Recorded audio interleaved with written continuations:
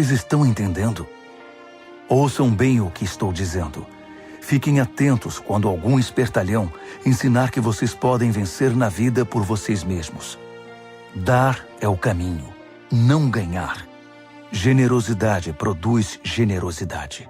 A avareza empobrece. Então Jesus disse: o reino de Deus é como sementes lançadas num campo por um homem. Ele vai dormir e se esquece do que fez. A semente brota e cresce, mas ele nem imagina como isso ocorre. A terra dá conta de tudo, sem a ajuda dele. Primeiro o caule, depois a espiga e por fim o grão. Quando o grão está maduro, ele o colhe. É o tempo da colheita. Como podemos descrever o reino de Deus? Que ilustração podemos usar? É como a semente de mostarda. É uma das menores sementes, mas uma vez plantada, germina e cresce tanto que os pássaros fazem ninhos em seus ramos e abrigam-se à sua sombra. Com outras histórias semelhantes, ele apresentava sua mensagem ao povo, aplicando as histórias à experiência e compreensão deles. Ele sempre contava uma história. Quando estava sozinho com seus discípulos, explicava tudo, desfazendo o emaranhado. Todos os nós eram desatados. Naquele dia, ao cair da tarde, ele decidiu: vamos para o outro lado do mar. Eles entraram no barco em que ele estava. Outros barcos foram atrás deles. De repente, uma tempestade violenta os envolveu. As ondas invadiam a embarcação, ameaçando afundá-la, enquanto Jesus, com a cabeça sobre um travesseiro, dormia na popa do barco. Os discípulos o acordaram, implorando: mestre, não vais fazer nada! Nós vamos morrer! Jesus acordou e ordenou ao vento que se acalmasse. Ele disse ao mar: quieto, sossegue. O vento virou brisa e o mar ficou em plena calmaria. Jesus repreendeu os discípulos: por que tanto medo? Vocês não têm fé? Eles estavam apavorados e confusos. Afinal, quem é este homem? Se perguntavam. Até o vento e o mar se acalmam quando ele ordena. Marcos, capítulo 5. Eles chegaram ao outro lado do mar, na terra dos Gerazenos. Assim que Jesus saiu do barco, um louco, vítima de demônios, saiu do cemitério e correu para ele. O homem vivia no meio das sepulturas. Ninguém conseguia prendê-lo. Era impossível acorrentá-lo ou amarrá-lo. Ele fora amarrado muitas vezes com cordas e correntes, mas quebrava as correntes e arrebentava as cordas. Ninguém era forte o bastante para subjugá-lo. Noite e dia, vagava entre as tumbas e pelas colinas, gritando e cortando o próprio corpo com pedras pontiagudas. Quando ele viu Jesus, correu na direção dele e curvou-se reverentemente. Depois, rugiu em protesto: o que queres comigo, Jesus, Filho do Deus Altíssimo? Em nome de Deus, não me perturbes. Jesus havia ordenado ao espírito maligno: fora, saia deste homem. Jesus perguntou: diga-me seu nome. Ele respondeu: meu nome é Multidão, pois somos muitos. Em desespero, implorou a Jesus que não o expulsasse daquela região. Uma grande manada de porcos estava pastando numa colina perto dali. Os demônios então suplicaram a Jesus: manda-nos para os porcos, permita que vivamos neles. Jesus permitiu. Mas aos porcos aconteceu pior do que ao homem. Enlouquecidos, correram, pularam de um penhasco, caíram no mar e se afogaram. Aterrorizados, os que cuidavam dos porcos saíram em disparada e contaram o incidente na cidade e na região. Todos queriam ver de perto o que havia acontecido. Eles encontraram Jesus e viram um louco assentado, usando roupas decentes e em perfeita saúde, não mais como alguém fora do juízo. Os que haviam presenciado a cena contaram aos outros o que acontecera ao endemoniado e aos porcos. No princípio, os curiosos ficaram impressionados. Depois, ficaram revoltados por causa dos porcos que haviam perdido e imploraram a Jesus que saísse dali e nunca mais voltasse. Jesus estava indo para o barco e o homem que fora liberto dos demônios pediu para acompanhá-lo, mas o mestre não o permitiu. Em vez disso, aconselhou: vá para casa, para seu povo. Conte-lhes o que o mestre, num gesto de misericórdia, fez por você. O homem voltou e, na área das 10 cidades, dava testemunho do que Jesus havia feito por ele. Ele se tornou o assunto da cidade. Após a travessia, uma imensa multidão formou-se à beira-mar. Um dos líderes da sinagoga, chamado Jairo, foi falar com Jesus. Ajoelhou-se diante dele e suplicou: minha filhinha está à beira da morte. Vem comigo e impõe as mãos sobre ela para que melhore. Jesus foi com ele, e a multidão inteira os acompanhou, apertando-o e empurrando-o. Uma mulher que estava sofrendo de hemorragia havia 12 anos ouviu falar de Jesus. Muitos médicos haviam tratado dela, mas sem sucesso. Levaram todo o seu dinheiro e a deixaram pior que antes. Ela esgueirou-se por trás dele e tocou sua roupa. Ela pensava: basta eu tocar em sua roupa para ficar boa. No momento em que o tocou, a hemorragia parou. Ela pôde sentir a mudança. Sabia que estava livre daquele mal. No mesmo instante, Jesus sentiu que dele saíra poder. Voltou-se para a multidão e perguntou: quem tocou minha roupa? Os discípulos disseram: como assim? A multidão empurra e aperta de todo lado, e o Senhor quer saber quem o tocou? Mas ele insistiu, olhando ao redor para ver quem o tocara. A mulher, sabendo o que havia acontecido e que o havia tocado, tremendo de medo, ajoelhou-se diante dele e contou toda a história. Jesus lhe disse: filha, você se arriscou por causa da sua fé e agora está curada. Tenha uma vida abençoada. Seja curada da sua doença. Enquanto ele ainda falava, algumas pessoas chegaram da casa do líder da sinagoga e informaram: sua filha morreu. Por que continuar incomodando o mestre? Ouvindo o que diziam, Jesus tranquilizou o homem: não dê atenção a eles. Apenas confie em mim. Ele não permitiu que ninguém fosse com ele, exceto Pedro, Tiago e João. Entraram na casa, abrindo caminho entre os fofoqueiros, sempre ávidos por uma novidade, e pelos vizinhos que haviam trazido comida. Jesus foi ríspido com eles. Por que todo esse falatório e essa choradeira sem sentido? A criança não está morta, está dormindo. As pessoas na casa zombavam dele, achando que ele não sabia o que estava dizendo. Contudo, Jesus dispensou todos eles, chamou o pai e a mãe da criança e seus companheiros e entrou no quarto da menina. Segurando a mão dela, ordenou: Talita, cumi, que significa: menina, levante-se. Ela se levantou e começou a andar. A menina tinha 12 anos de idade. Os pais, obviamente, não continham a alegria, mas Jesus deu ordens estritas para que não contassem nada a ninguém e ordenou: deem a ela alguma coisa para comer. Marcos, capítulo 6. Quando partiu dali, Jesus voltou para sua cidade. Seus discípulos o acompanharam. No sábado, ele começou a ensinar na sinagoga. Os ouvintes ficaram impressionados. Ele é muito bom, comentavam. De onde vem tanta sabedoria, tanta capacidade? Perguntavam-se. Não demorou, porém, já estavam falando mal dele. Ora, ele é apenas um carpinteiro, o filho de Maria. Nós o conhecemos desde menino.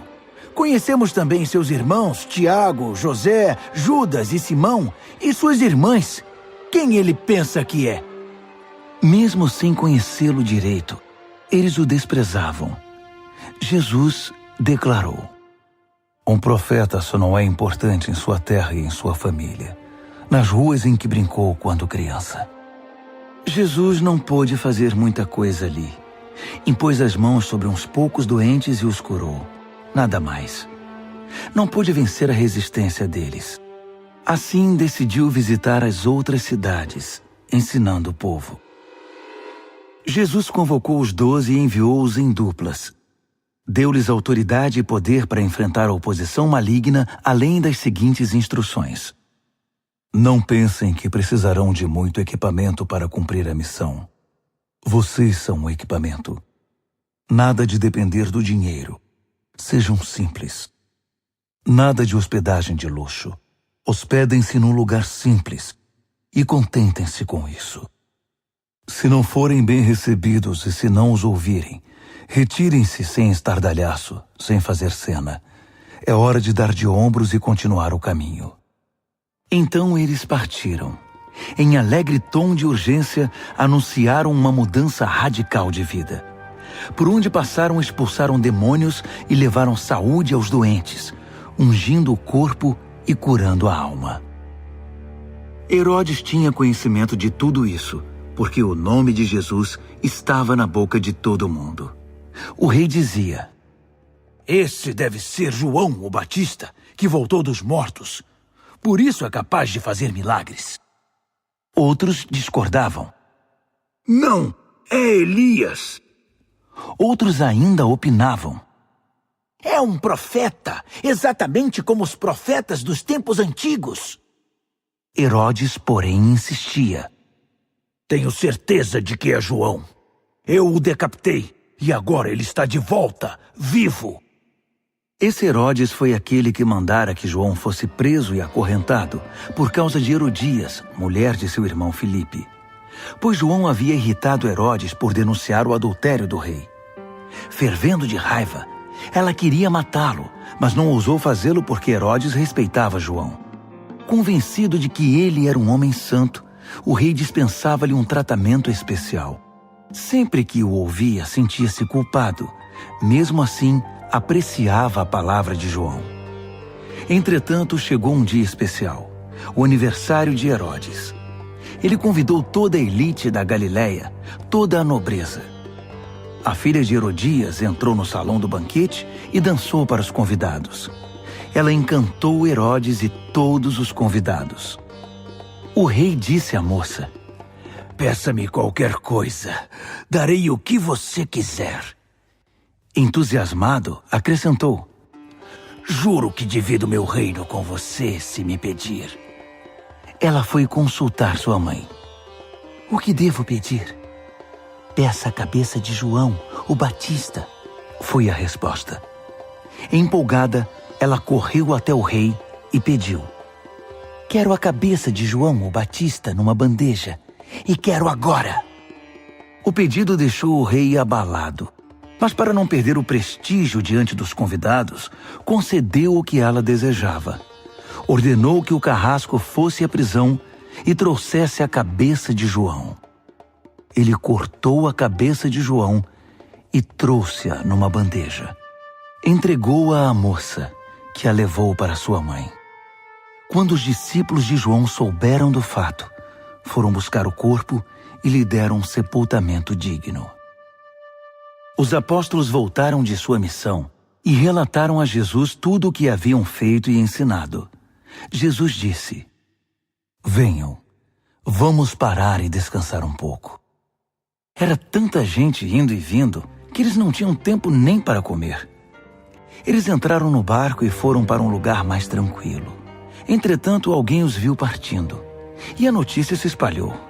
Muita gente saiu correndo das cidades vizinhas e chegou ao lugar de destino antes deles. Quando Jesus saiu do barco, uma multidão imensa o aguardava. Ao ver todo aquele povo, ele ficou comovido. Afinal, eram como ovelhas sem pastor. Ele imediatamente pôs-se a ensiná-los. Já no cair da tarde, os discípulos viram que Jesus estava se alongando e o interromperam. Estamos no meio do nada e está ficando tarde. Despede o povo para que eles saiam e consigam o que comer nas redondezas. Jesus respondeu: vocês vão dar comida a eles. Eles perguntaram: É sério? Mesmo que gastemos uma fortuna? Mas ele não estava brincando. Quantos pães vocês têm? Verifiquem. Não demorou para saberem. 5 pães e 2 peixes, informaram. Jesus mandou que todos se assentassem em grupos de 50 ou de 100 na grama verde. Ele tomou os 5 pães e os 2 peixes, olhou para o céu, orou, abençoou o pão, partiu e entregou tudo aos discípulos, que por sua vez o repartiram com o povo. Ele fez o mesmo com o peixe. Todos comeram e ficaram satisfeitos. Os discípulos recolheram 12 cestos de sobras, e os que participaram da refeição foram cerca de 5.000. Terminada a refeição, Jesus insistiu em que os discípulos entrassem no barco e fossem para Betsaida, enquanto ele despedia o povo. Em seguida, ele subiu a uma montanha para orar. Tarde da noite, o barco já estava longe, e Jesus ainda estava em terra. Ele podia ver a dificuldade de seus companheiros com os remos, pois o vento estava contra o barco. Por volta das 4 horas da madrugada, Jesus foi na direção deles, andando sobre o mar. E quando se aproximou e eles o viram, pensaram que fosse um fantasma e gritaram apavorados. Jesus tratou de tranquilizá-los. Calma, sou eu. Não tenham medo. Assim que ele entrou no barco, o vento cessou. Eles ficaram perplexos, coçando a cabeça e tentando entender tudo o que havia acontecido. Não haviam entendido o que ele fizera na hora da refeição. Estavam com o coração endurecido. Concluíram a travessia, ancoraram o barco em Genezaré e lá o deixaram. Assim que pisaram em terra, a notícia rapidamente se espalhou. O povo correu até onde eles estavam, trazendo doentes em macas. Para onde quer que ele fosse, aldeia, cidade ou rota de comércio, os doentes eram levados até um local público. Eles imploravam que Jesus lhes permitisse tocar pelo menos na orla de sua roupa. E todos que a tocavam eram curados. Marcos, capítulo 7. Os fariseus e alguns líderes religiosos, vindos de Jerusalém, reuniram-se à volta dele para reclamar que os discípulos dele eram negligentes com as purificações rituais antes das refeições. Os fariseus e judeus em geral jamais participariam de uma refeição sem primeiro proceder ao ritual da lavagem das mãos, principalmente se tivessem chegado da feira, para não mencionar como limpavam canecas, panelas e outras vasilhas. Os fariseus e os líderes religiosos perguntaram: Por que seus discípulos desrespeitam as leis, fazendo as refeições sem lavar as mãos? Jesus reagiu: Isaías estava certo a respeito de enganadores como vocês. Ele acertou em cheio. Esse povo faz um grande show, dizendo as coisas certas, mas o coração deles não está nem aí para o que dizem. Fazem de conta que me adoram, mas é tudo encenação. Eles me usam apenas como desculpa para ensinar o que se adapta ao seu gosto, alterando o mandamento de Deus e sempre adotando modismos. Ele continuou: Que conveniente, não? Vocês se livram do mandamento de Deus para seguir os modismos religiosos sem serem incomodados. Moisés disse claramente: respeitem seu pai e sua mãe. Disse também: quem desrespeitar o pai ou a mãe será morto. Mas vocês driblam um mandamento, alegando que é perfeitamente aceitável dizer ao pai ou à mãe: vou ofertar a Deus a ajuda financeira que eu deveria dar a vocês. Assim, vocês se livram da obrigação que têm para com os pais. Vocês anulam a palavra de Deus e a trocam por suas próprias regras. Vocês são especialistas nesse tipo de coisa. Dirigindo-se à multidão, ele acrescentou: Ouçam agora, todos vocês. Prestem bastante atenção. Não é o que vocês comem que contamina a vida, é o que sai de vocês. Essa é a verdadeira contaminação. Ele voltou para casa depois de falar à multidão e seus discípulos disseram: Não entendemos. O Senhor poderia nos explicar? Jesus respondeu: Vocês também? Será que não entendem? Não sabem que o que se come não pode contaminar ninguém? Pois o que se come não vai para o coração, mas para o estômago. É digerido e depois é eliminado. Com isso, Jesus desafiou as minuciosas leis dietéticas dos judeus, afirmando que todos os alimentos podem ser comidos. Ele continuou: O que contamina é o que sai da pessoa. É do coração que vomitamos maus pensamentos, obscenidade, imoralidade, roubo, assassinato, adultério, cobiça, depravação, engano, bebedice, olhar maldoso, calúnia, arrogância, insensatez. Essa é a verdadeira contaminação. Dali Jesus partiu e foi para os arredores de Tiro. Entrou numa casa para não ser encontrado, mas a notícia de sua chegada se espalhou. Ele estava dentro de casa quando uma mulher, cuja filha era perturbada por um espírito maligno, ficou sabendo de sua presença ali.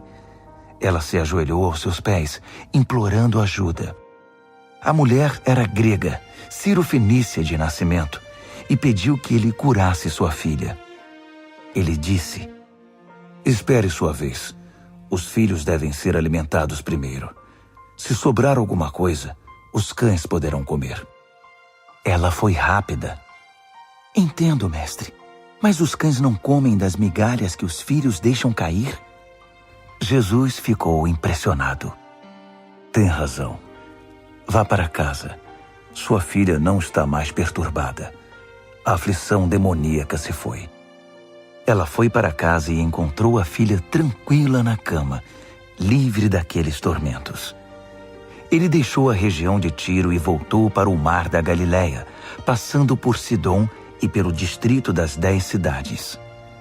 Algumas pessoas trouxeram um homem que não podia ouvir nem falar e pediram a Jesus que impusesse as mãos sobre ele. Jesus tocou nos ouvidos do homem e passou-lhe um pouco de saliva na língua.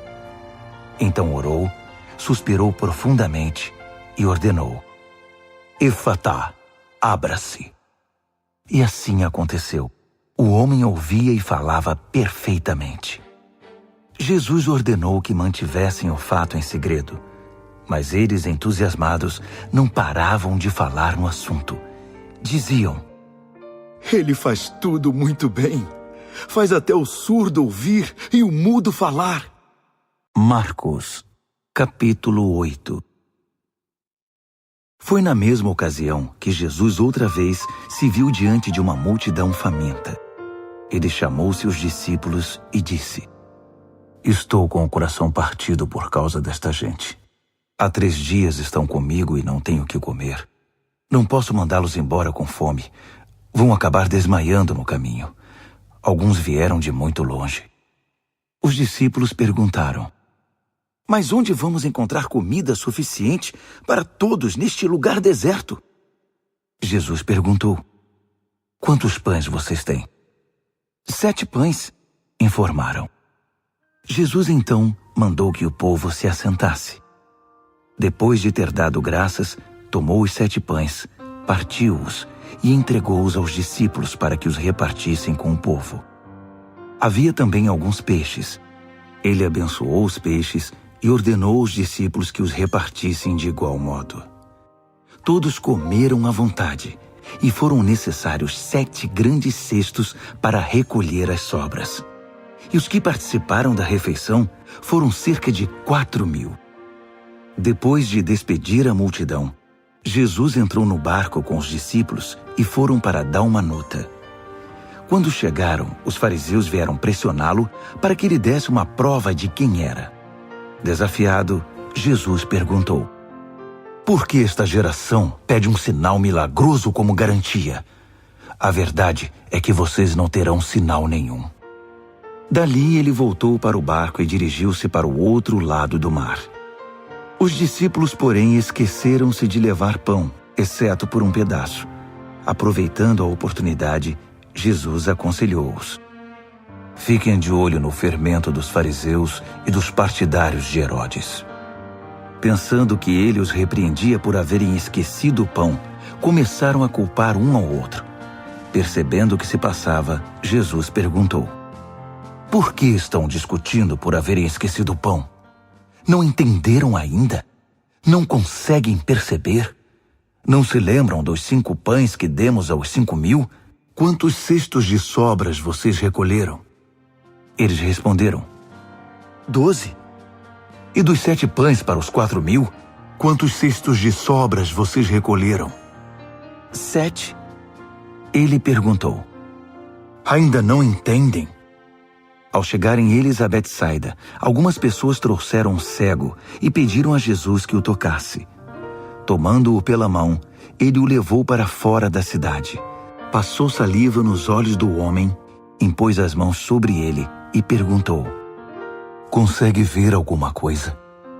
Ele olhou para cima e disse: vejo homens, só que eles parecem árvores andando.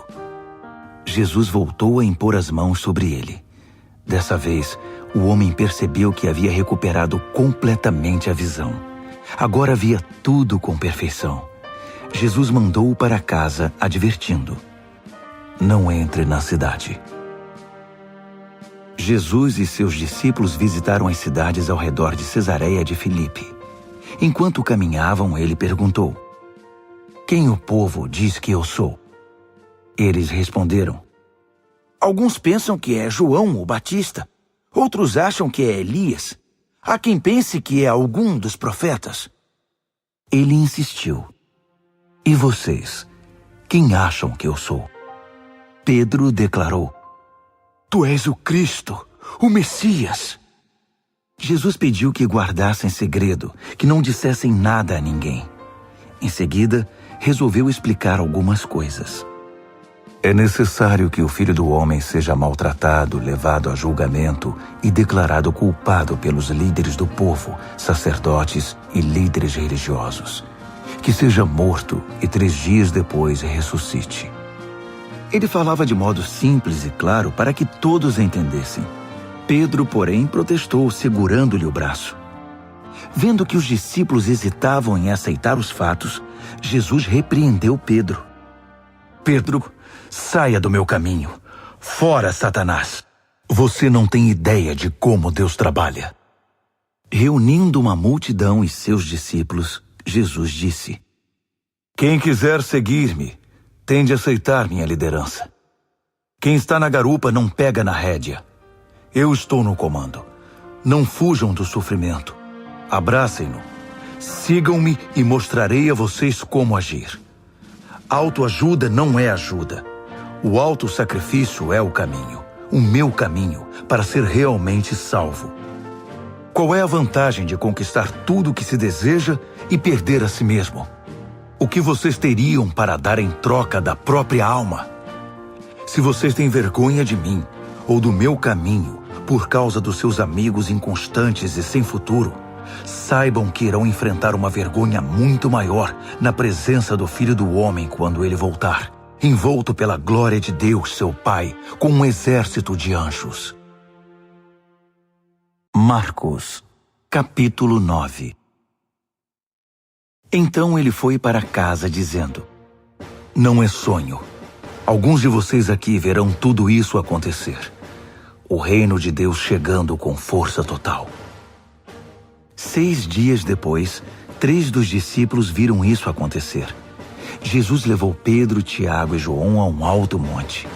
Ali sua aparência mudou diante deles.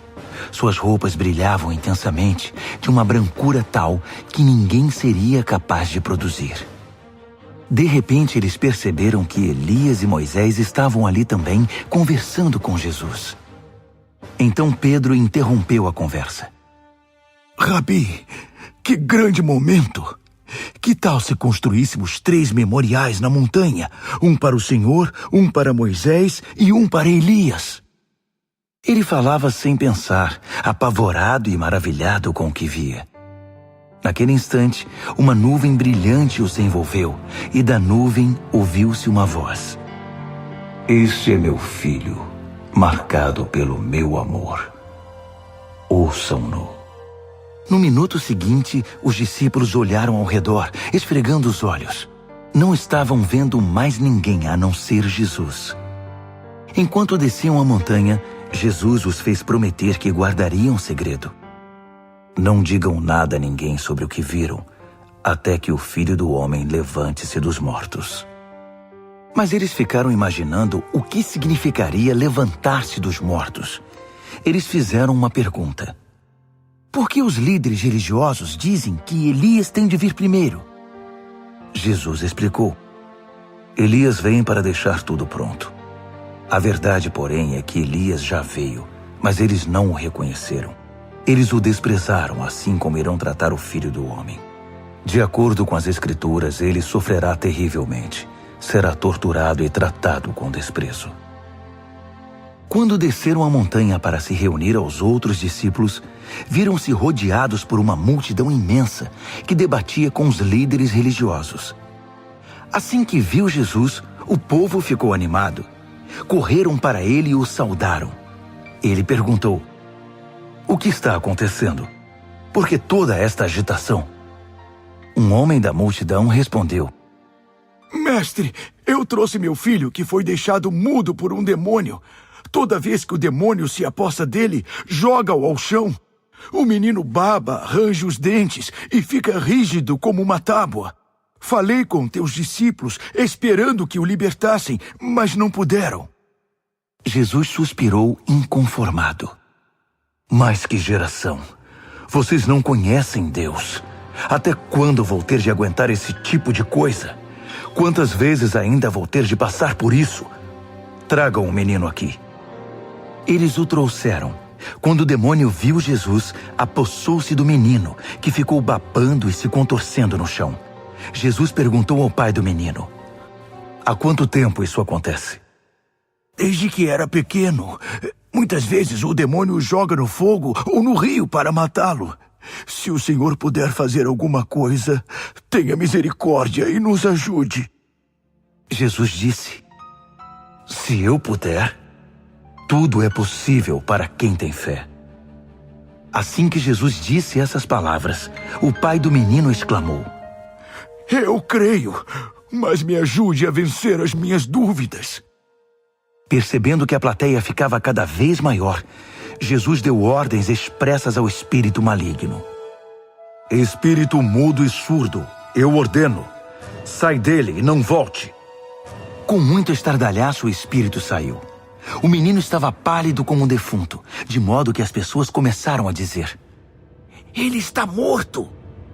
Mas tomando-o pela mão, Jesus o levantou. O menino ficou em pé. Depois que chegaram a casa, os discípulos perguntaram a Jesus: Por que não podemos expulsar o demônio? Ele respondeu: Não há outro meio de se livrar desse tipo de demônio, a não ser com oração. Saindo dali, viajaram pela Galileia. Jesus não queria que ninguém soubesse de seu paradeiro, pois queria ensinar seus discípulos.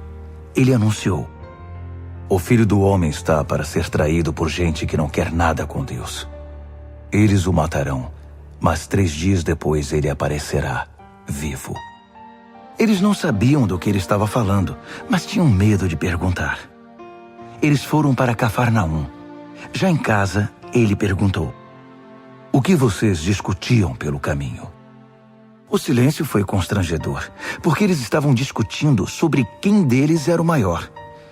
Ele se assentou, chamou os 12 e disse: Saibam que quem quiser ser o primeiro ficará por último e será servo de todos.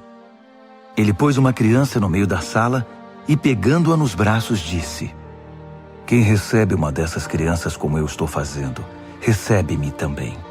Mais que isso, recebe o próprio Deus que me enviou.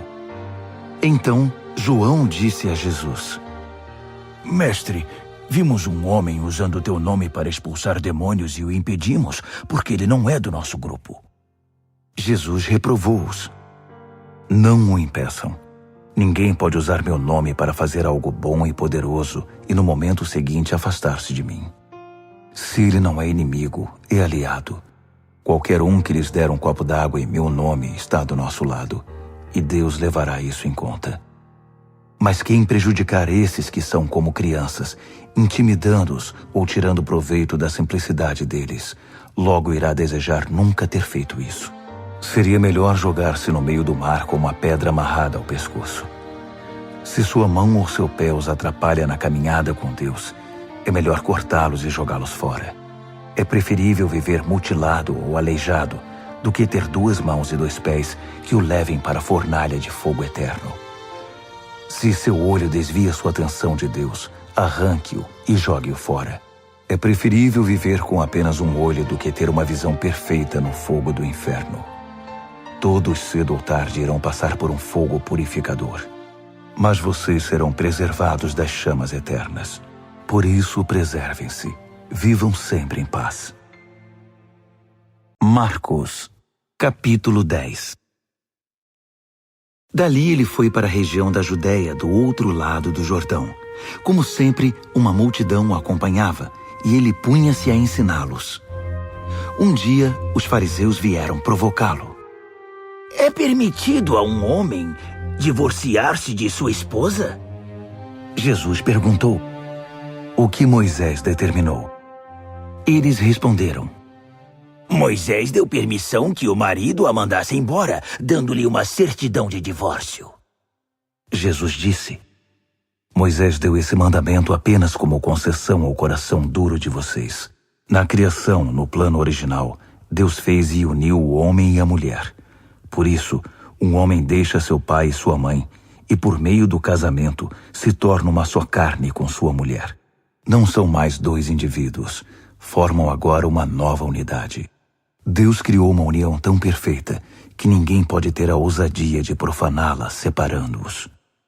Depois que estavam em casa, os discípulos voltaram a tocar no assunto.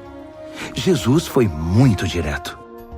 O homem que se divorcia de sua esposa para se casar com outra comete adultério contra ela. A mulher que se divorcia do marido para se casar com outro comete adultério também. Alguns estavam trazendo crianças a Jesus, na esperança de que ele as abençoasse. Mas os discípulos deram uma bronca nessa gente. Jesus não escondeu a irritação. Não tentem afastar essas crianças. Não as impeçam de vir a mim. O reino de Deus é feito de pessoas que são como crianças. Prestem atenção. Se vocês não aceitarem o reino de Deus com a simplicidade de uma criança, nunca entrarão nele.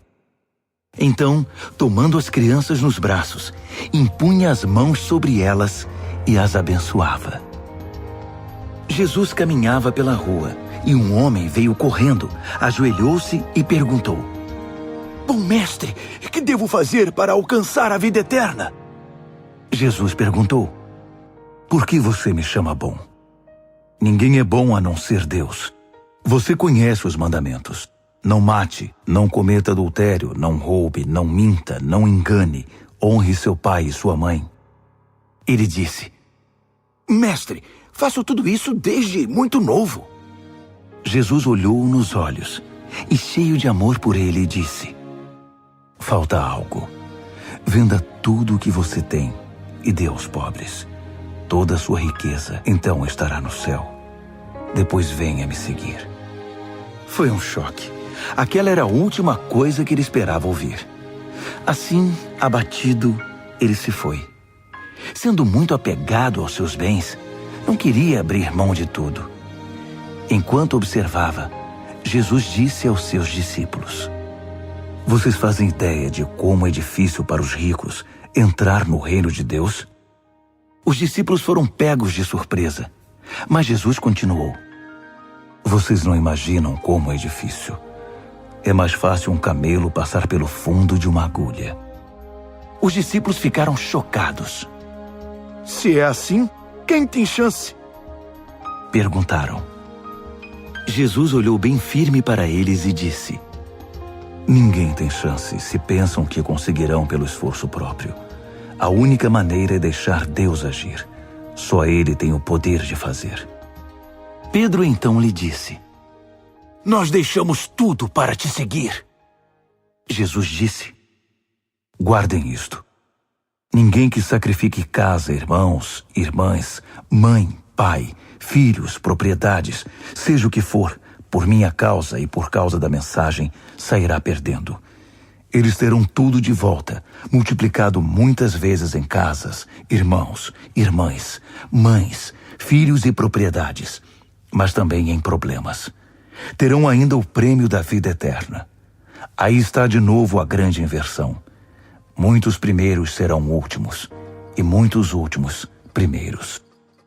De volta à estrada, eles foram para Jerusalém. Jesus ia adiante, e eles o seguiam, confusos e um pouco amedrontados. Ele chamou os 12 e disse: ouçam-me com atenção. Estamos a caminho de Jerusalém. Quando chegarmos lá, o Filho do Homem será entregue aos mestres da lei e aos líderes religiosos. Eles irão condená-lo à morte. Eles o entregarão aos romanos, que irão zombar dele, cuspir nele, torturá-lo e matá-lo. Mas depois de 3 dias, ele se levantará vivo. Tiago e João, filhos de Zebedeu, foram falar com Jesus. Mestre, queremos que o Senhor faça algo por nós. Verei se posso fazer. Eles pediram: permite que tenhamos os lugares de maior honra na tua glória, um à tua direita e outro à esquerda. Jesus disse: vocês não fazem ideia do que estão pedindo. Vocês são capazes de beber do cálice que estou para beber e de receber o batismo que estou para receber? Sem dúvida, disseram eles. Por que não? Jesus disse: pensem nisto. Vocês vão mesmo beber o cálice que eu bebo e ser batizados com o meu batismo. Mas quanto aos lugares de honra, não é comigo. Isso já está decidido. Os outros 10 ouviram a conversa e ficaram indignados com Tiago e João. Então Jesus os reuniu para consertar a situação. Ele disse: vocês já devem ter notado como o poder sobe a cabeça dos governantes deste mundo, que logo se tornam tiranos. Vocês não devem agir assim. Quem quiser ser o maior deve se tornar servo. Quem quiser ser o primeiro deve se tornar escravo. É o que o Filho do Homem faz. Ele veio para servir, não para ser servido, e para dar a própria vida para salvar muita gente. Depois de passarem algum tempo em Jericó, Jesus saiu da cidade, seguido pelos discípulos e por uma multidão. E um mendigo cego chamado Bartimeu, filho de Timeu, estava sentado à beira do caminho. Quando ele soube que Jesus o Nazareno passava por ali, começou a gritar: Filho de Davi! Jesus! Misericórdia! Tem misericórdia de mim! Muitos tentaram fazê-lo calar, mas ele gritava ainda mais alto: Filho de Davi! Tem misericórdia de mim! Jesus parou e ordenou: tragam-no aqui. Eles foram chamá-lo. Hoje é o seu dia. Ele está chamando você. Levante-se. Jogando longe sua capa, ele ficou em pé e foi até Jesus.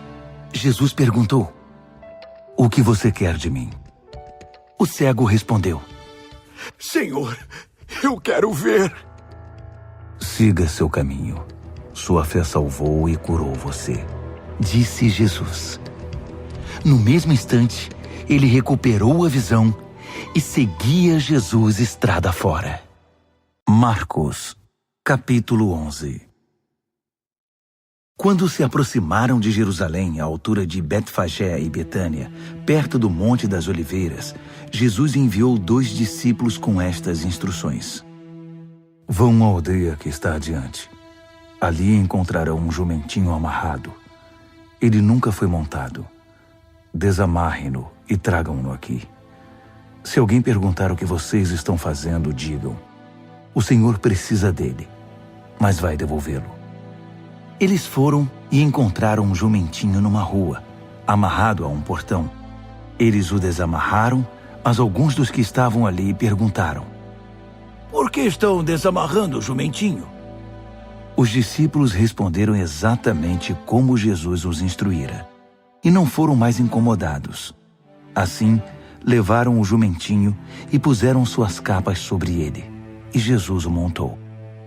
Muitos estendiam seus mantos pela estrada, dando a Jesus uma recepção de rei. Alguns lançavam seus mantos na rua, outros espalhavam ramos que haviam cortado nos campos.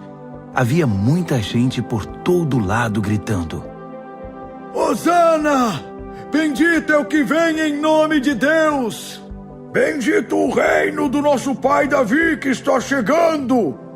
Hosana nos altos céus! Ele entrou em Jerusalém e foi para o templo. Parou ali para observar o movimento, mas como era tarde, voltou para Betânia com os 12. No dia seguinte, depois que saíram de Betânia, ele sentiu fome. No caminho avistou uma frondosa figueira. Aproximou-se dela para encontrar figos, mas não achou nada além de folhas.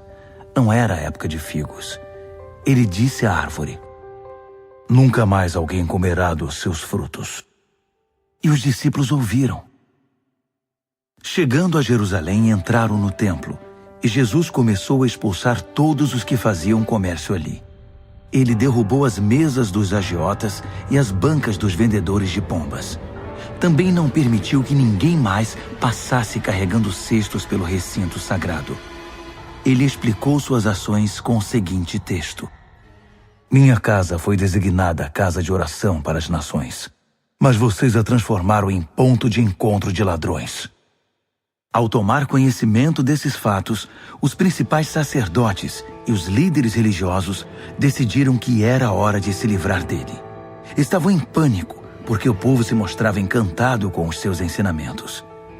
À noite, Jesus e seus discípulos deixaram a cidade. Pela manhã, andando pela estrada, eles viram a figueira. Estava seca até a raiz. Lembrando-se do que acontecera no dia anterior, Pedro disse: Mestre, olha, a figueira que amaldiçoaste ficou seca. Jesus foi direto: Assumam de fato o seu compromisso com Deus, e nada será difícil para vocês. Aquela montanha, por exemplo, basta ordenar sem dúvida ou hesitação: pule no mar, e ela obedecerá. Absolutamente tudo, do pedido menor ao maior, que vocês incluírem na oração, será atendido, se vocês de fato confiarem em Deus. E quando orarem, lembrem-se de que não se trata apenas de pedir. Se vocês têm algo contra alguém, perdoem. Só então o Pai Celestial de vocês perdoará os seus pecados. De volta a Jerusalém, eles caminhavam pelo templo. Então os principais sacerdotes, os líderes religiosos e os líderes do povo exigiram: Mostre-nos suas credenciais. Quem deu a você autoridade para falar e agir desse modo? Jesus respondeu: Primeiro respondam a uma pergunta. Se a responderem, também responderei a sua. No caso do batismo de João, quem o autorizou? Deus ou os homens? Digam-me. Eles ficaram numa situação difícil e sabiam disso. Confusos, cochichavam entre si. Se dissermos Deus, ele vai perguntar por que não acreditamos nele. Se dissermos os homens, estamos em apuros, porque o povo tinha João na conta de profeta. Decidiram então dar a vitória a Jesus dessa vez. Não sabemos, responderam. Jesus concluiu: Então também não vou responder a pergunta de vocês. Marcos, capítulo 12. Em seguida, Jesus começou a lhes contar algumas histórias. Um homem plantou uma vinha, cercou-a, fez um tanque de espremer uvas, construiu uma torre de vigilância, arrendou-a aos lavradores e saiu em viagem. Quando chegou a época da colheita, ele enviou um empregado para receber sua parte nos lucros. No entanto, os lavradores o agarraram, espancaram e mandaram embora de mãos vazias. Ele mandou outro empregado que também foi agredido e humilhado. Depois enviou outro, que foi assassinado. O mesmo aconteceu com muitos outros. Uns foram agredidos, outros assassinados. Restava apenas um que podia ser enviado, seu filho amado. Já quase sem esperanças, decidiu enviar o próprio filho, pensando: meu filho eles vão respeitar. Mas os lavradores perceberam a oportunidade. Esfregaram as mãos cheios de cobiça e disseram: esse é o herdeiro. Vamos matá-lo e ficar com a vinha. Então o agarraram e mataram, e depois jogaram o corpo fora da vinha. O que vocês acham que o proprietário da vinha irá fazer? Isso mesmo. Vai se livrar dessa gente. Depois arrendará a vinha a outros. E vocês podem confirmar nas Escrituras. A pedra que os pedreiros rejeitaram é agora a principal. Isso é obra de Deus. Nós esfregamos os olhos, custando a crer nisso. Percebendo que o recado era para eles, os líderes religiosos quiseram prendê-lo na hora.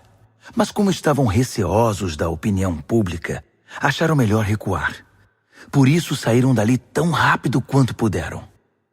Os mesmos líderes enviaram alguns fariseus e partidários de Herodes, certos de que iriam incriminá-lo.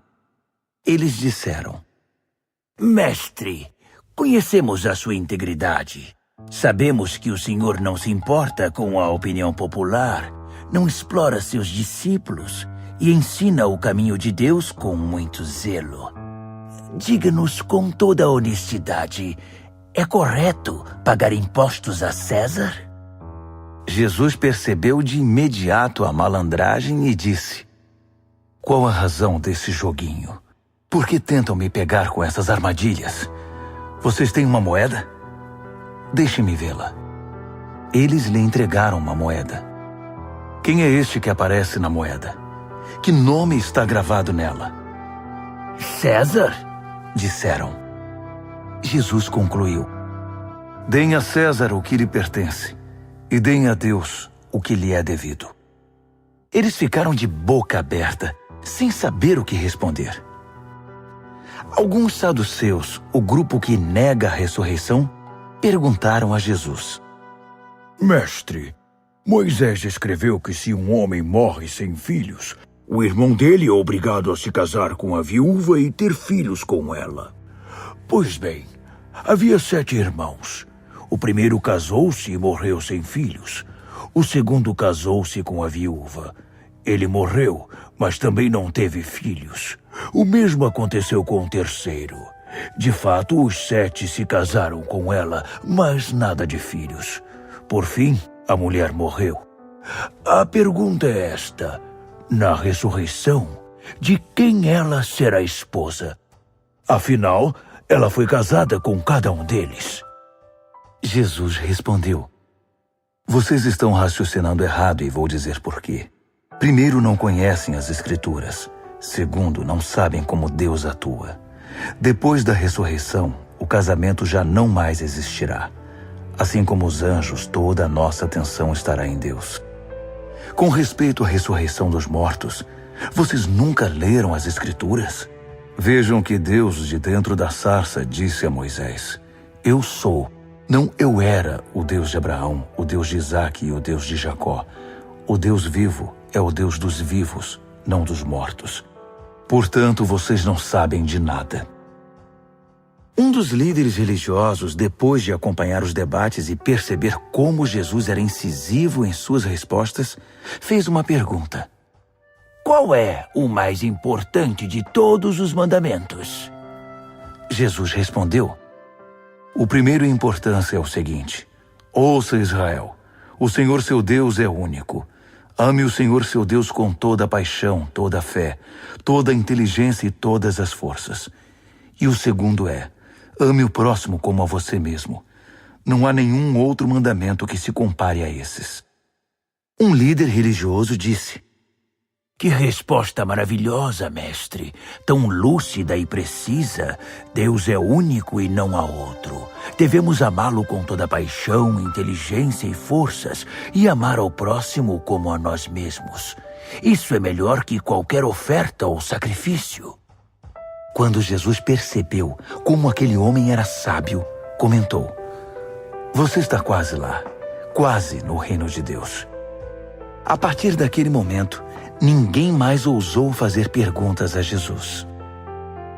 Enquanto ensinava no templo, Jesus perguntou: Como podem os líderes religiosos ensinar que o Messias é filho de Davi, quando todos sabemos que Davi, inspirado pelo Espírito Santo, disse: Deus disse ao meu Senhor: assente-se aqui ao meu lado direito até que eu faça dos seus inimigos um descanso para os pés.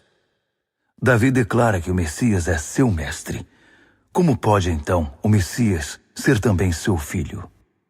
A multidão estava maravilhada com o que ouvia. Ele continuou a ensinar. Cuidado com os líderes religiosos. O prazer deles é ostentar títulos acadêmicos, receber elogios publicamente, desfrutar posições de destaque e assentar-se nos lugares principais durante o serviço religioso. Além disso, o tempo todo eles exploram os fracos e indefesos. Quanto mais oram, pior fica a situação deles. Mas no fim, eles irão pagar por tudo isso. Assentado atrás de um gasofilácio, ele observava o povo depositar dinheiro na hora da coleta. Os ricos faziam ofertas voltosas, mas uma viúva pobre aproximou-se e ofertou 2 pequenas moedas, uns míseros centavos. Jesus chamou os discípulos em particular e comentou: a verdade é que essa viúva pobre deu uma oferta maior que a dos demais. Todos os outros deram do que não precisavam. Ela fez uma extravagância, algo que não podia fazer. Deu tudo o que possuía. Marcos, capítulo 13. Jesus saía do templo quando um dos discípulos chamou sua atenção. Mestre, olhe essas pedras, essas construções. Jesus disse: vocês estão impressionados com essa arquitetura grandiosa? Tudo isso será um monte de ruínas até a última pedra. Mais tarde, enquanto ele estava sentado no Monte das Oliveiras, num local de onde podia avistar o templo, Pedro, Tiago, João e André foram conversar com ele. Quando essas coisas vão acontecer? Que sinal teremos de que tudo caminha para um desfecho? Jesus explicou: cuidado com os falsos profetas do fim dos tempos. Muitos líderes com identidade falsa alegarão: eu sou o Messias. Eles vão enganar muita gente. Quando ouvirem falar de guerras e ameaças de guerra, não entrem em pânico. Serão notícias comuns, não um sinal do fim. Haverá cada vez mais guerras entre as nações e conflitos entre os líderes. Em vários lugares haverá terremotos e fome. Mas tudo isso é nada comparado com o que está por vir. Fiquem atentos, pois vocês serão levados aos tribunais, e tudo irá de mal a pior. Vocês serão torturados, e todos perseguirão os que levam o meu nome. Vocês serão postos como sentinelas da verdade. A mensagem tem de ser pregada em todo o mundo. Quando traírem vocês e os levarem aos tribunais, não se preocupem com o que dizer. Quando chegar o momento, digam o que estiver no coração. O Espírito Santo dará testemunho por intermédio de vocês. Haverá irmão matando irmão, pai matando filho, filho matando os pais. Todos odiarão vocês por causa do meu nome. Fiquem firmes. Isso é necessário. Fiquem firmes até o fim. Vocês não ficarão desamparados, pois serão salvos. Estejam preparados para fugir quando virem a besta da profanação, estabelecida onde nunca deveria estar. Quem lê não terá dificuldade de entender o que estou falando. Quando isso acontecer, se vocês estiverem na Judéia naquele tempo, corram para as colinas. Se estiverem trabalhando no quintal, não voltem para buscar nada em casa. Se estiverem no campo, não voltem para buscar agasalho. As grávidas e as que amamentam sofrerão mais. Orem para que isso não aconteça no inverno. Serão dias difíceis. Nada parecido aconteceu desde que Deus fez o mundo, nem depois haverá. Se esses dias de aflição seguissem o curso normal, ninguém suportaria. Mas por causa dos escolhidos de Deus, a aflição será encurtada. Se alguém anunciar, aqui está o Messias, ou apontar, lá está ele, não caiam nessa. Falsos messias e pregadores mentirosos surgirão aos montes. Suas credenciais impressionantes e seus deslumbrantes espetáculos, se possível, iludiriam até os escolhidos de Deus. Fiquem atentos. pois eu os avisei com antecedência. Após aqueles tempos difíceis, o sol perderá o seu brilho, a lua ficará nublada, as estrelas cairão do céu e os poderes cósmicos sofrerão abalo. Então todos irão ver o Filho do Homem chegar em grande estilo. Seu esplendor encherá o céu. Ninguém deixará de ver. Ele enviará seus anjos, que ajuntarão os escolhidos de Deus dos 4 cantos da terra, desde os lugares mais distantes. Aprendam a lição da figueira. Quando percebem que ela começou a florescer e verdejar, vocês sabem que o verão está chegando. O mesmo acontecerá com vocês. Quando virem os sinais, saberão que não demorará muito. Levem isso a sério. Não estou me dirigindo apenas às gerações futuras, mas a vocês também. Esta era continua até que todas essas coisas aconteçam. O céu e a terra vão desaparecer, mas as minhas palavras jamais. Querem saber o dia e a hora? A verdade é que ninguém sabe, nem os anjos do céu, nem mesmo o Filho, só o Pai. Portanto, fiquem atentos, pois vocês não sabem o momento exato. É como um homem que vai viajar e deixa a casa sob a responsabilidade dos empregados, cada qual com uma tarefa, e põe o porteiro para vigiar. Portanto, permaneçam em seu posto, vigiando. Vocês não sabem a que horas o dono da casa vai voltar. De noite, à meia-noite, ao cantar do galo ou pela manhã. Vocês não vão querer que ele apareça sem aviso e os encontre dormindo no posto. Por isso reforço a advertência. Permaneçam em seus postos. Vigiem. Marcos, capítulo 14. Dali a 2 dias começaria a festa da Páscoa, com 8 dias de duração, e a festa dos pães sem fermento. Os principais sacerdotes e líderes religiosos estavam procurando um modo de prender Jesus e matá-lo. Eles concordaram em que não deveriam fazer isso durante a semana da Páscoa. Não queremos iniciar uma guerra, disseram. Jesus estava em Betânia como convidado de Simão, o leproso. Enquanto jantava, uma mulher apareceu com um frasco de perfume muito caro. Abrindo o frasco, ela derramou o perfume sobre a cabeça de Jesus. Alguns convidados ficaram indignados. Que desperdício! Esse perfume poderia ser vendido pelo valor do salário de 1 ano e o dinheiro distribuído entre os pobres. Eles fuzilavam a mulher com os olhos. Jesus, porém, disse: Deixem-na em paz. Por que vocês a incomodam? Ela acaba de fazer algo tão maravilhoso para mim. Os pobres estarão sempre aí, todos os dias, mas eu não. Sempre que quiserem, poderão fazer algo por eles, mas não para mim. Ela fez o que pôde, quando pôde. Ungiu meu corpo para o sepultamento. Tenho certeza de uma coisa. Em qualquer lugar do mundo em que a mensagem for pregada, o que ela fez aqui será lembrado e admirado. Então Judas Iscariotes, um dos 12, procurou o sacerdote principal, determinado a trair Jesus. Eles mal podiam acreditar no que ouviam e lhe prometeram uma boa recompensa. Ele ficou apenas esperando o momento certo de entregá-lo. No primeiro dia da festa dos pães sem fermento, dia de preparar o sacrifício da Páscoa, os discípulos perguntaram a Jesus: Onde queres que preparemos a ceia da Páscoa? Ele orientou 2 dos discípulos. Vão para a cidade. Um homem com um jarro de água encontrará vocês. Sigam-no. Perguntem ao proprietário da casa em que ele entrar. O mestre quer saber em qual aposento ele poderá comer a ceia da Páscoa com seus discípulos. O homem mostrará a vocês uma sala no 2º andar, espaçosa, limpa e arrumada. Façam ali os preparativos. Os discípulos foram para a cidade e tudo aconteceu como ele lhes dissera. Eles prepararam ali a refeição pascal. Depois do pôr do sol, ele chegou com os 12. Quando estavam à mesa, Jesus disse: Tenho algo difícil, mas importante a dizer. Um de vocês me trairá. Alguém que, neste momento, come comigo.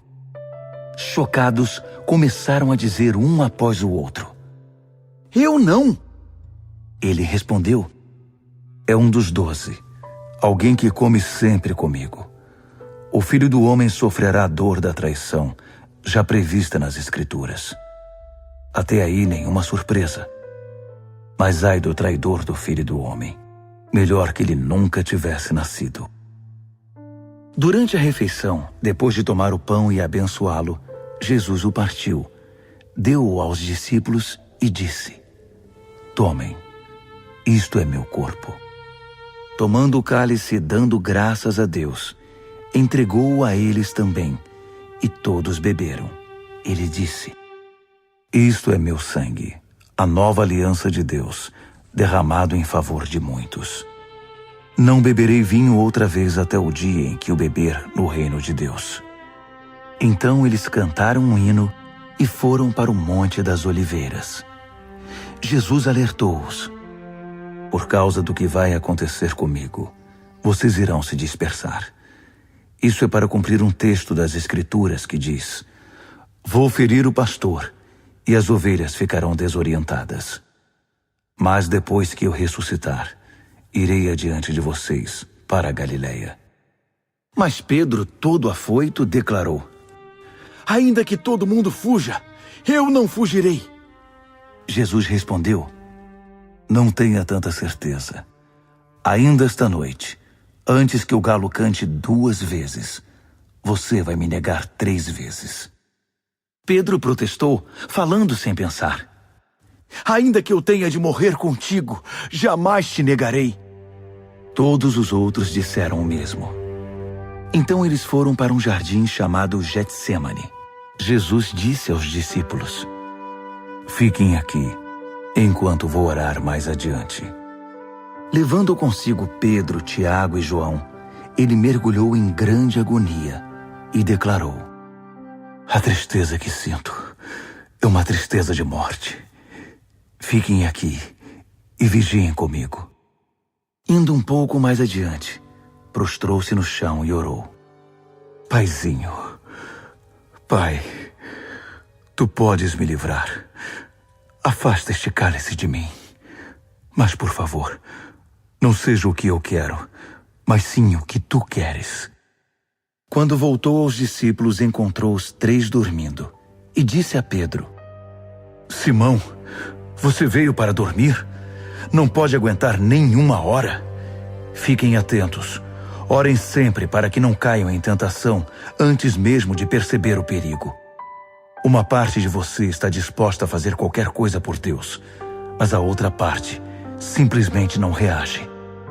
Depois disso, voltou ao seu lugar e fez a mesma oração. Retornando mais uma vez, ele os encontrou dormindo. Eles simplesmente não conseguiam manter os olhos abertos e não tinham nem como se desculpar. Ele voltou pela 3ª vez e disse: Vocês vão dormir a noite toda? Minha hora chegou. O Filho do Homem está prestes a ser traído e entregue nas mãos dos pecadores. Levantem-se. Vamos. O traidor chegou.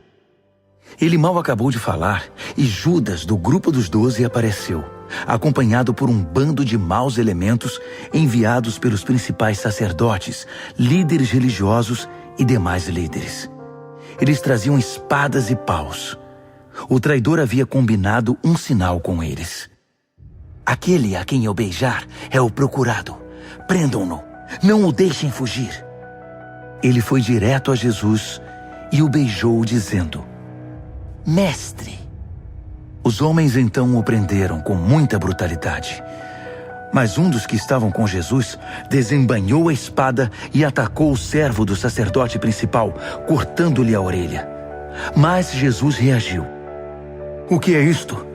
Vieram me buscar com espadas e paus, como se eu fosse um bandido perigoso? Dia após dia estive ensinando no templo, e vocês nunca moveram um dedo contra mim. Vocês acabam de confirmar os escritos proféticos. Nessa hora, todos os discípulos já haviam fugido. Um jovem seguia o grupo de longe. Tudo que ele trazia sobre o corpo era um lençol. Alguns daqueles homens tentaram agarrá-lo, mas ele escapou. Fugiu nu, deixando o lençol para trás. O grupo que prendeu Jesus levou-o ao sacerdote principal, que estava reunido com os principais sacerdotes, líderes do povo e líderes religiosos. Pedro os seguira a uma distância segura. Quando chegaram ao pátio do sacerdote principal, ele se misturou com os servos e foi se aquecer perto da fogueira. Os principais sacerdotes, conspirando com o concílio judaico, tentavam achar acusações contra Jesus para condená-lo à morte. Não encontraram nada. Muitos davam falso testemunho, mas um depoimento contradizia o outro. Alguns homens apareceram com esta história. Nós o ouvimos dizer: vou derrubar o templo, construído com tanto esforço, e em 3 dias construirei outro, sem ao menos erguer a mão. Mesmo assim, não havia plena concordância entre os relatos.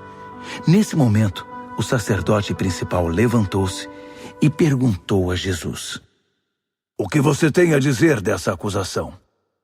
Jesus não deu resposta. O sacerdote principal insistiu, mudando a pergunta. Você é o Messias? O Filho do Deus bendito? Jesus foi direto. Sim, eu sou, e você mesmo verá.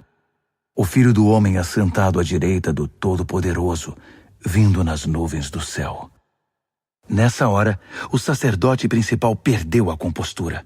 Rasgando a própria roupa, gritou: Ouviram isso? Acham que precisamos de mais testemunhas? Vocês testemunharam a blasfêmia! Vão deixar que isso fique assim? Por unanimidade, eles o condenaram, e foi sentença de morte. Alguns começaram a cuspir nele. Vendaram-lhe os olhos e batiam nele, provocando. Quem bateu em você? Profetize! Os guardas levaram-no dali, sem interromper o espancamento.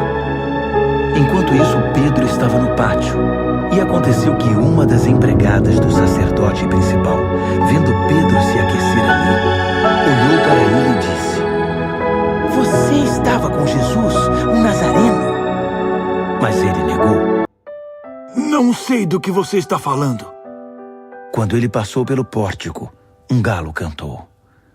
A moça apontava para ele e dizia aos que estavam por ali: Ele é um deles, tenho certeza. E Pedro negou mais uma vez. Pouco depois, as pessoas ali começaram a insistir. Você tem de ser um deles. Está na cara que você é galileu. Então Pedro ficou muito nervoso e jurou: